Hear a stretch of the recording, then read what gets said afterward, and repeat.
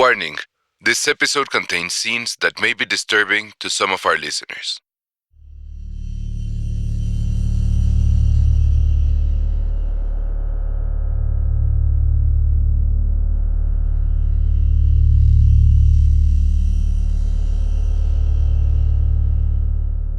On April 22nd, 2023, it had been 29 years since the murder of Captain Coral. And for the past 29 years, Beto and his family have experienced severe consequences from the aftermath of this murder. Beto has grown obsessed with solving the mysteries around the case. But above all, Beto seeks truth and justice. Justice that is still pending 29 years later. To this day, no one has been prosecuted or sentenced for the murder of Captain Humberto Coral Caballero.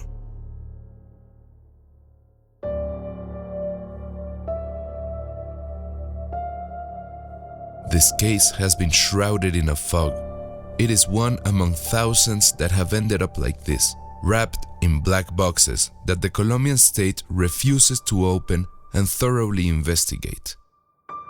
Thousands of lives were snuffed out prematurely while surviving relatives remain numb with grief. Y conocer todos estos detalles, realizar toda esta investigación por tu cuenta. Knowing all these details and doing all this research on your own, how has it made you feel? How has your life changed after knowing these details around this process? Siento que perdí la batalla. Siento que va llegando hora donde mi papá me tiene que dejar descansar. I feel like I lost the battle. The time is coming and my dad has not let me rest. I have to admit that I lost. I don't feel good. I'm not a better person. Another victim of the armed conflict, a son of war who grew up without a father, who had to learn things he shouldn't have had to experience at his age, and who has had to grow and mature while experiencing these difficult emotions. Cuando me dicen que perdone, pues a quién quiere que perdone, si no tengo a quién perdonar. They tell me to forgive regardless of who it is, but there's no one to forgive. I can't forgive the system, but there's no actual person to forgive. Because even though I'm certain that Major Aguilar was behind the death of my father and other policemen, they don't need my forgiveness. Their lives went on. I don't believe that this has added anything to my life. I'm just someone who carries a defeat on my shoulders, nothing more. A defeat that thousands of victims of this conflict carry both inside and outside of Colombia.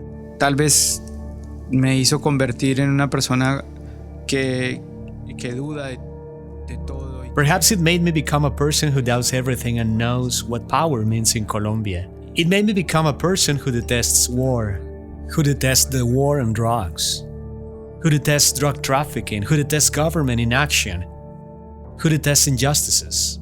Many people call me resentful, and maybe I am. But resentment is not a bad feeling.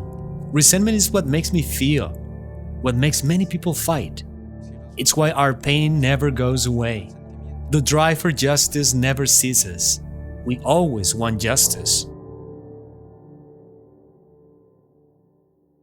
Resentment is a word we may associate with pessimistic and bitter feelings, but what Beto feels is different. Lo único malo del resentimiento es que está a un paso de la venganza. Pero no, yo no quiero vengarme. The only bad thing about resentment is that it's one step away from revenge. But no, I don't want revenge. I don't want to seek revenge. All I want is peace. All I want is for what happened to me to never happen to another child in Colombia. In the long run, it doesn't matter to me who killed him. As long as this never happens again, I'm happy. This is Transportista. Who Murdered Captain Coral? Episode 8. I Detest War.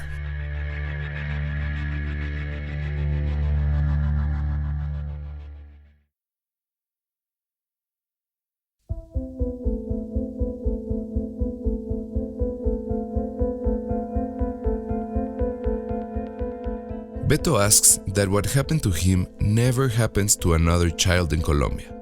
Never again is a slogan that functions almost like a mantra in any society that lives through armed conflict, such as in Latin America.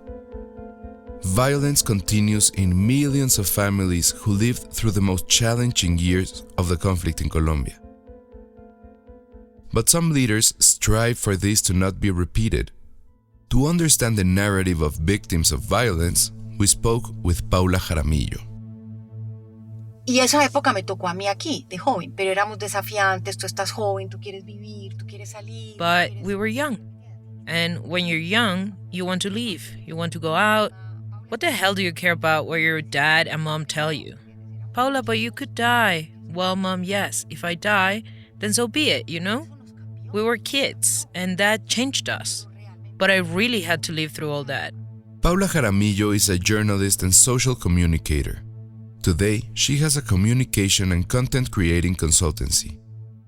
But as a teenager, she lived in fear simply being a normal resident of Medellin. She remembers the terror this caused in her family. Mami, hola, estoy bien. O sea, mamá, hola, estoy bien. O papi, estoy bien. Lo que tú tenías que hacer era llamar a decirme que estoy bien. Hi, mom, I'm okay. Or hi, dad, I'm okay. You had to call to say, I'm okay. We took turns with the phones, whatever we were. As soon as a bomb went off, we called home on landline phones and said, hello, I'm okay. It is shocking how often these calls were made. Almost every day, parents' hearts stopped when they heard an explosion in the distance. And then silence until the relatives called on the phone.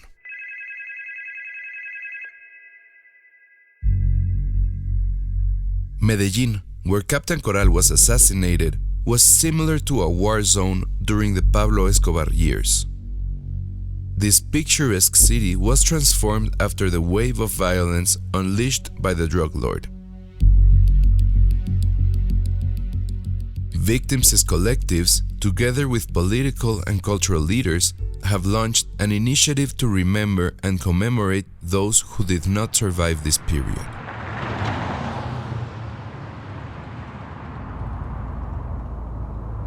In Medellin, my producer Diego Olivares and I got into Paula's van.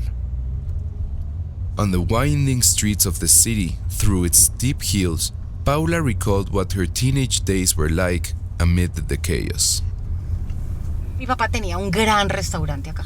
Lo llamaba. Primero porque era el sitio donde se reunían los políticos. My dad had a big restaurant here. He called him first because it was the place where politicians gathered. That is, presidents of the republic came here. This was the place where everyone arrived at a beautiful restaurant, an old French mansion, very elegant, very good food, a good bar, good music. It was super, super, super fantastic. It was like fantastic, really. And so let's say this was the meeting point. It was a place that at the same time was iconic. It was iconic. That's exactly the word to describe it. And there wasn't much else. It was very cool. Her father's restaurant was called La Bella Época. It was frequented by celebrities from all over the world, the Mexican singer Agustín Lara, the Colombian artist Fernando Botero, or the politician Alberto Santofimio. But being a popular place among politicians, the capo Pablo Escobar put it in his sights. Y cuando empieza la institucionalidad a enfrentar a Pablo Escobar, entre esos los alcaldes de la época. And when the institutional forces started to confront Pablo Escobar against the mayors of the time, that's when the homicides and the murders began. But everything he started to do, the attacks, it was not only against politicians. One of those fronts was my father's restaurant. He threatened my dad that if he continued to receive so-and-so politician, he would blow up the restaurant.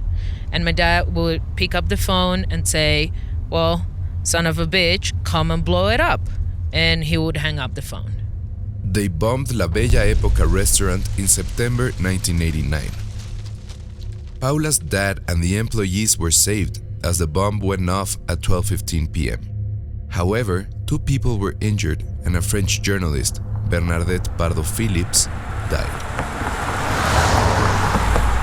While Paula was driving quickly through Medellin, it was getting dark. Despite taking turns and going up and down, she knew the way perfectly.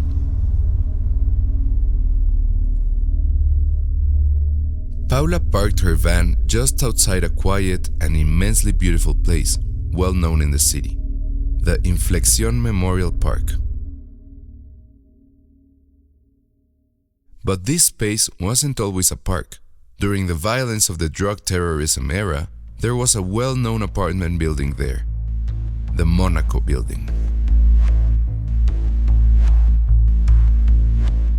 The story that forever changed Medellin begins more or less like this. Pablo Escobar wanted to join an exclusive sports and social club, the Club Campestre. Escobar had more than enough money, but he was denied entry.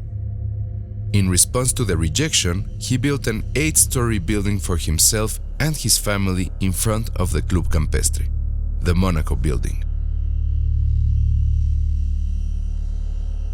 The Escobars moved there in 1986. It had a collection of antique cars in the parking lot and an impressive art collection. But on January 13, 1988, his rivals from the Cali cartel detonated an 80-kilo bomb in the Monaco Building. Pablo Escobar miraculously escaped, but 3 people died, and 10 others were injured. His daughter lost hearing in one ear, which enraged his father. Escobar swore revenge. Thus began the worst years of violence in the city of Medellin, bomb after bomb after bomb. An open war between the Cali and the Medellin cartels, with the population of civilians held hostage. Pablo Escobar finally fell in 1993. That story has already been told in this series. But for a while, the Monaco Building remained. It was a rehabilitation clinic, offices, and a law firm, among other things. Entonces acá hay una discusión muy grande de quienes dicen que esa es la memoria y que la debemos conservar así, y hay quienes como yo creemos que no. Una cosa es yo conservar donde murió la víctima, o yo honrar una víctima, y otra cosa es yo honrar a un victimario. There is a big debate here among those who say that it is to preserve memory and we must preserve it like this. And there are those like me who believe that one thing is to preserve where a victim died or to honor a victim, and another thing is to honor a perpetrator. Well, that is a debate that the city had for several years, until suddenly no one talked about it again. And one day, Federico Gutierrez, as a newly arrived mayor, said, I think we should demolish the Monaco Building. And he called me and said, Paula, I want to tell you this story. The city was very upset about the number of tourists who started coming here because of the story of Pablo Escobar after watching Narcos on Netflix and after watching the story of El Patrón del Mal on Netflix. 2 immensely popular television series that tell a fictionalized story of Pablo Escobar and his reign of terror in Medellin and the rest of Colombia. Many people who did not experience the conflict firsthand began to understand the story from a different point of view.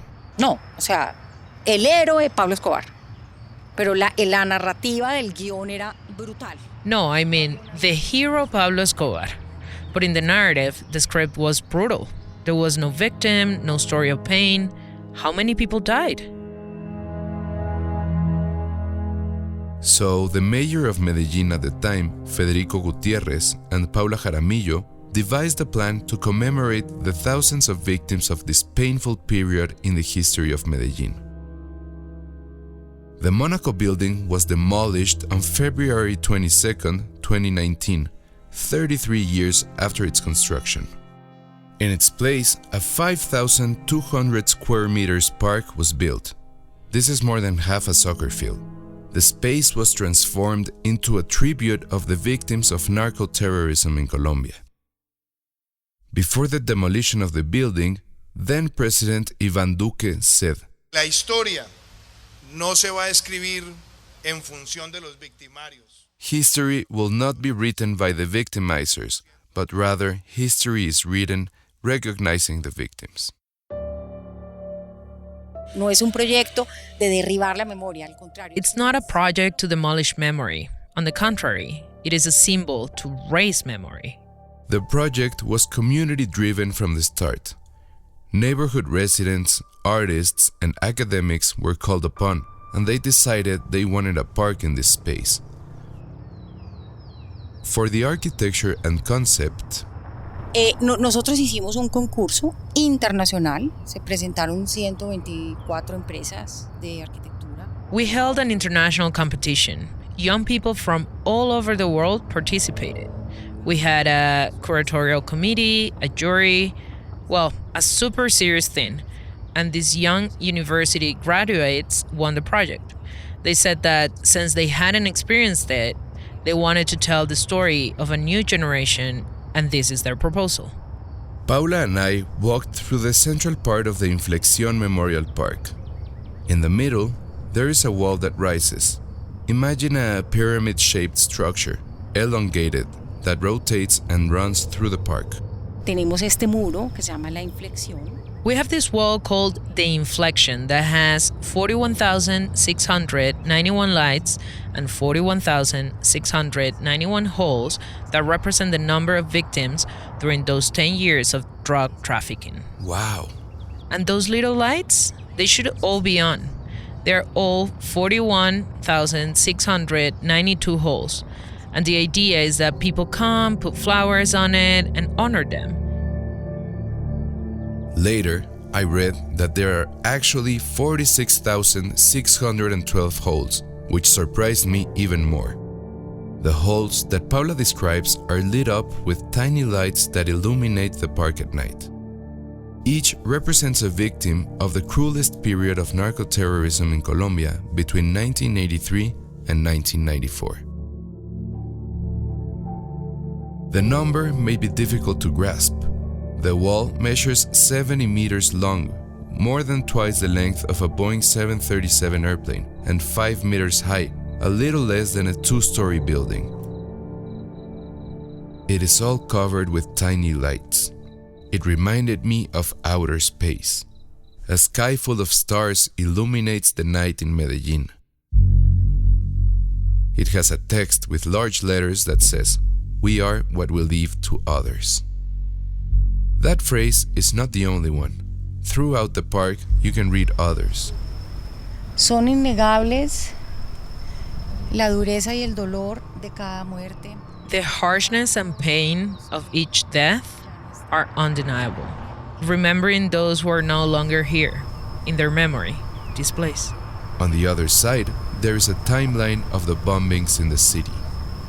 Esto es 3 de abril, bomba. 8 de abril, bomb. This is April 3rd, bomb.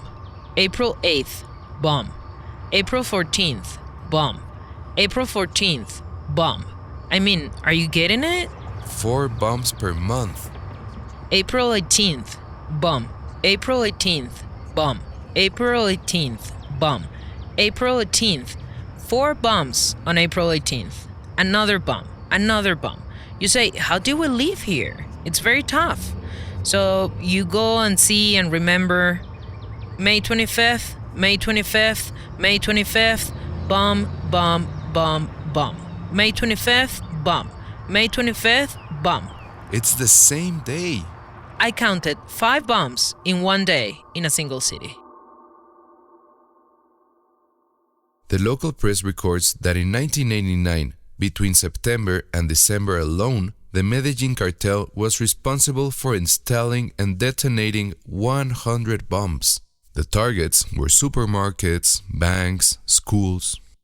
As a consequence of the bombings, thousands of ordinary citizens died. But these bombs and shootings also killed dozens of public figures. Entonces aquí pasas y ves. Carlos Mauro Hoyos fue Procurador General de la Nación, asesinado a los 48 años el 25 de enero de 1988. So you pass by here and see. Carlos Mauro Hoyos was the Attorney General of the nation, assassinated at 48 on January 25th, 1988. Now look at this one. This one fascinates me. My voice might tremble, but never my morals. Enrique Murtra. He was the Minister of Justice. He was assassinated at the age of 52 in 1991. 52. That's my age. In 8 months between 1989 and 1990, 3 presidential candidates were assassinated by different criminal groups, including paramilitaries and guerrilla forces. They were Luis Carlos Galán, Carlos Pizarro León Gómez, and Bernardo Jaramillo. Luis Carlos Galán was the favorite to win the 1990 presidential election. On August 18 of that year, 3 shots were fired at Galán at a public event. Several people have been accused of committing the attack. The assassination destroyed the hopes of millions of Colombians. Tenemos que todos trabajar por la no repetición y nosotros tenemos unas generaciones perdidas y unas generaciones que tenemos que cuidar. El futuro de nuestros niños acá hay que cuidarlos inmensamente. We almost work towards non-repetition. We have lost generations and must take care of future generations. We have to take immense care of our children here. If you tell children through Netflix, but also through school and by coming here and by walking through school naturally and organically and find a statue, a work of art, we have to do it. We have a historical debt with the memory in this city, a historical debt, and generations have to understand that. So it's very important to have this space. At the Inflexion Memorial Park, there is also a small monument to remember other brave figures in this story. Y veo que aquí hay un monumento para los policías. And I see there's a monument here for fallen police officers. Ellos lo hicieron. Aquí había una cosa muy horrible que Pablo Escobar pagaba una recompensa de... They did it. There was a very horrible thing here where Pablo Escobar paid a reward of 2 million pesos for each murdered police officer. He would send people to kill police officers and pay for them. It was terrifying. And although Captain Coral is not explicitly mentioned on the monument, Paula told me an anecdote about another police officer who is still remembered by many in Colombia.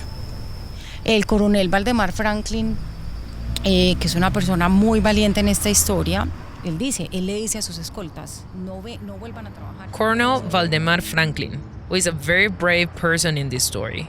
He told his bodyguards, no, don't come back to work. He ordered them not to come back, and they said, no, Colonel, we have to protect you. And he said, no, I don't want any more police widows. He's going to kill me, and let him kill me alone. But they're going to end up killing me, and I'm going to give my life for this country, but not with you. I don't want any more police widows. And they killed him. That's a hero. I want kids to dress up as Colonel Franklin and not Pablo Escobar. That's my dream.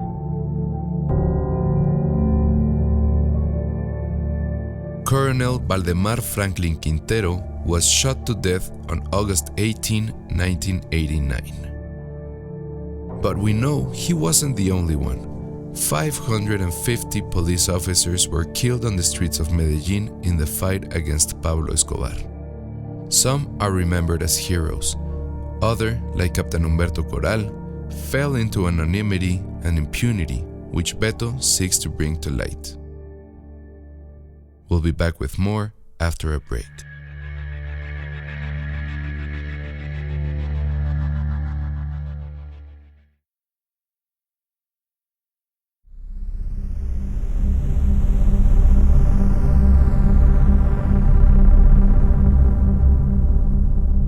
The memorial dedicated to the police officers who fell in Medellin is, according to project leader Paulo Jaramillo, essential to prevent history from repeating itself. Society must look in the mirror and confront this violent past, and to understand why atrocities like these were allowed to happen.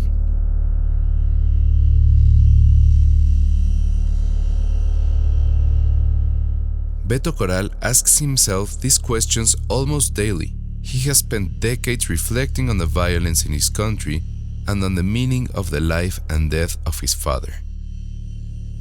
In one of our conversations, I asked him about it.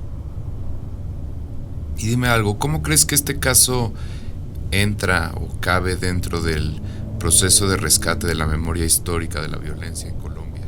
Tell me something. How do you think this case fits into the process of rescuing the historical memory of violence in Colombia?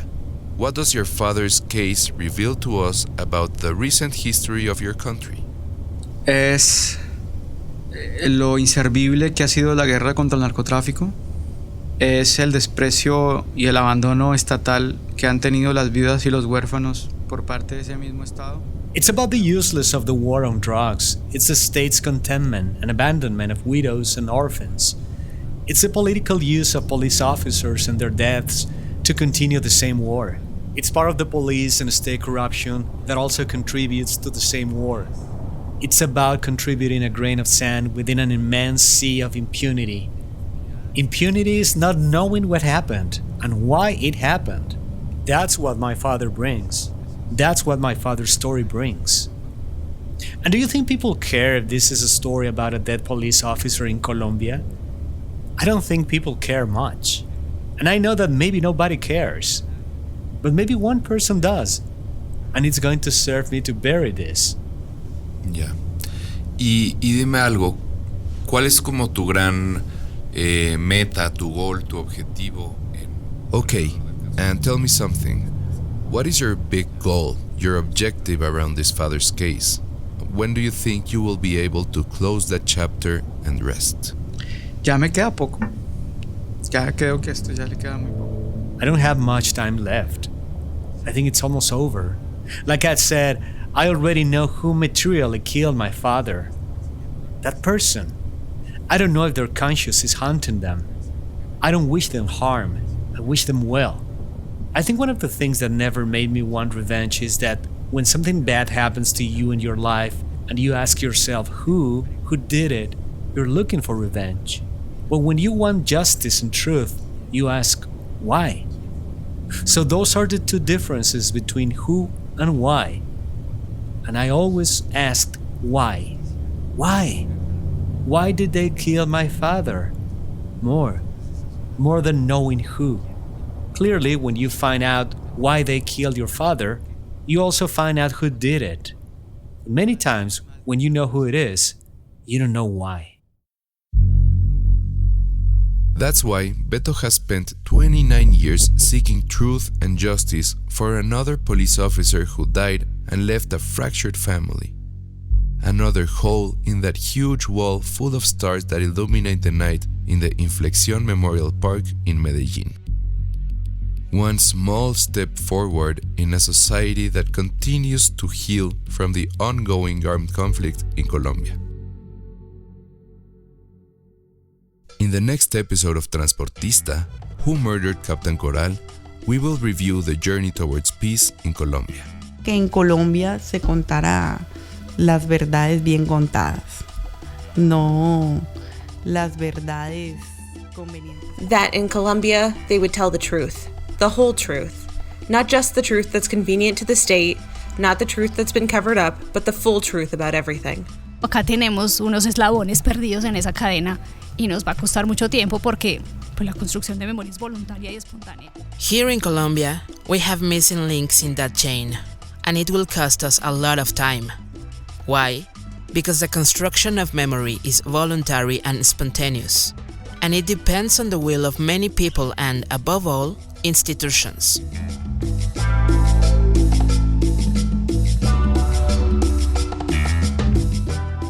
Transportista, Who Murdered Captain Coral, is a production of Exile Content Studio and Detective, in partnership with iHeart's My Cultura podcast network, and is hosted by me, Álvaro Céspedes. Production by Diego Olivares Jiménez and Álvaro Céspedes, with the help of Sabine Jansen, Reynolds Gutiérrez, Ana Isabel Octavio, and Verónica Hernández. Written by Álvaro Céspedes. Edited by Carmen Graterol. Fact-checking by Desiree Yepes. Adaptation to English by Magali Stransky. Executive producers are Carmen Graterol, Rose Reed, Isaac Lee, and Diego Enrique Osorno. Sound design by Hugo Mendoza and Gonzalo Messi. Original music by Sebastián León. Thanks to the voice actors who contributed in this episode. Beto Coral is Horacio Mancilla. Paula Jaramillo is Carmen Graterol. Daniel Batista oversees audio at Exile Content Studio. Our executive producers at iHeart are Giselle Vances and Arlene Santana. Research by Meño Larios and Emma Friedland. Production supervision by Julio Gonzalez. Created by Diego Enrique Osorno. For more podcasts, go to the iHeartRadio app or wherever you listen to your favorite podcasts.